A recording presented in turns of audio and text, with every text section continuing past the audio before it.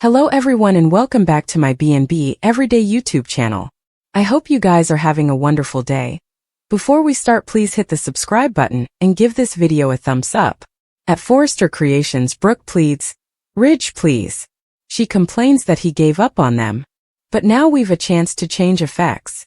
She doesn't want to live one further nanosecond without him and is hoping he feels the same way. "I want you to come back to me." In the design office, Steffi and Daphne cheers with water to their victor. Steffi tells her friend that none of this would have happened if not for her helping bring Carter around. Daphne believes he'd have got there on his own, but Steffi doesn't hope was in his observance. They celebrate her being out of the company.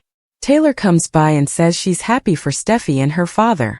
Ridge is rapturous. They go over Hope for the future being suspended and Hope walking out. Steffi scoffs that the Logans are big on dramatics.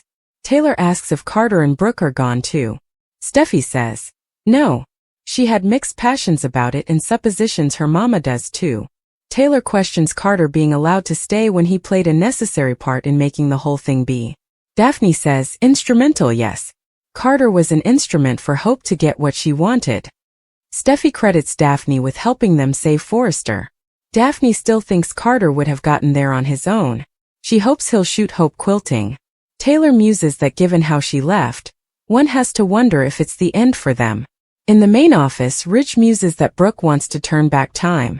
She wants to go back to how effects were ahead all this happened at least where they're concerned.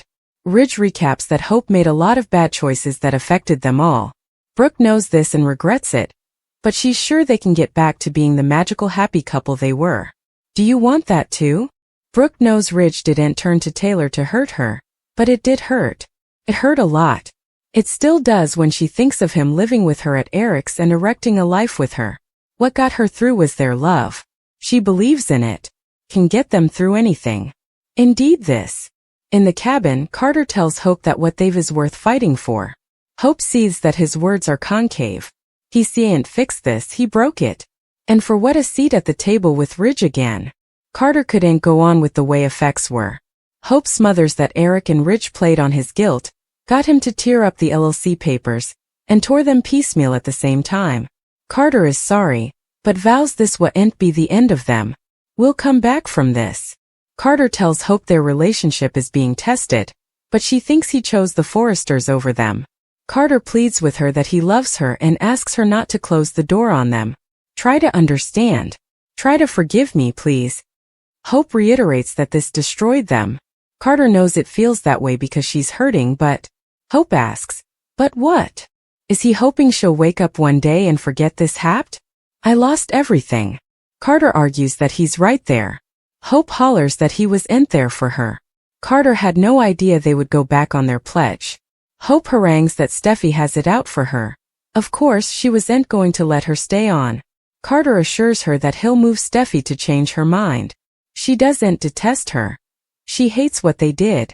It was wrong, Hope. Why can't you see that?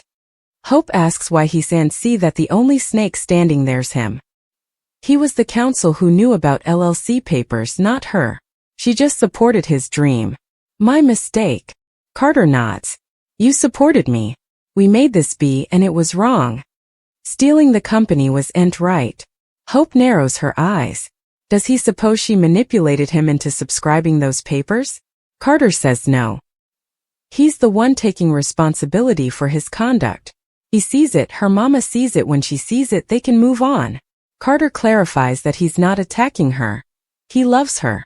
Hope thinks he loves his job and his family Ridge a little more. She complains that he cheated on her with Daphne. You've developed passions for her, haven't you? She put dubieties in his head about her. One of the people who supported you the most. Carter sighs in frustration. In the design office, Steffi and Daphne go over Carter meritorious much better than Hope. Steffi muses that she allowed Brooke would abdicate and kick when she gave her son the charge, but she didn't yet. Taylor asks, what do you mean? Steffi says she asked for a moment alone with her pater. She assumes she thinks she's going to regain Hope's job, or she wants commodity that has nothing to do with the job.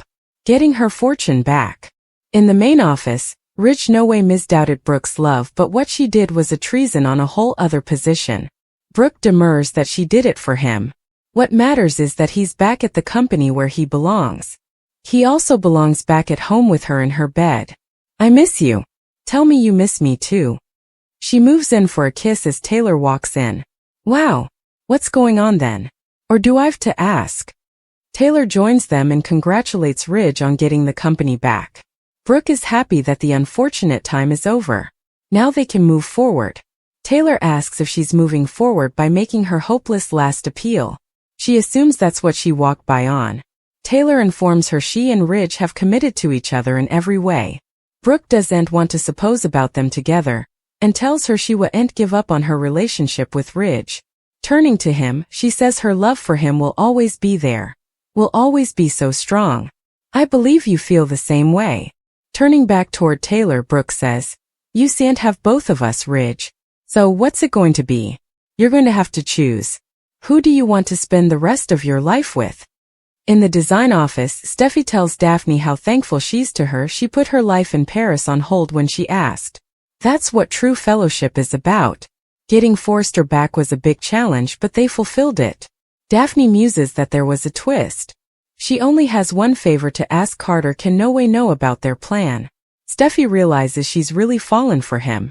In the cabin, Hope smothers that Daphne kissed him, and he not only allowed it, but defended her when she told her to pack her bags. I cannot believe I trusted you with my heart. Carter insists she can still trust him and asks her to give him a chance to fix this. Hope is incredulous. She's been disgraced, lowered, and blackened again, and he just stood there. Whatever dream they participated, whatever that was, it's over. It's over, Carter. Well, Spencer might set a fake dating trap for Luna Nozawa. Could Will take a runner out of Bill Spencer's old playbook and work to put Luna back behind bars? How Bill pretended to fall for Sheila Sharp as part of a trap to put her in captivity for good.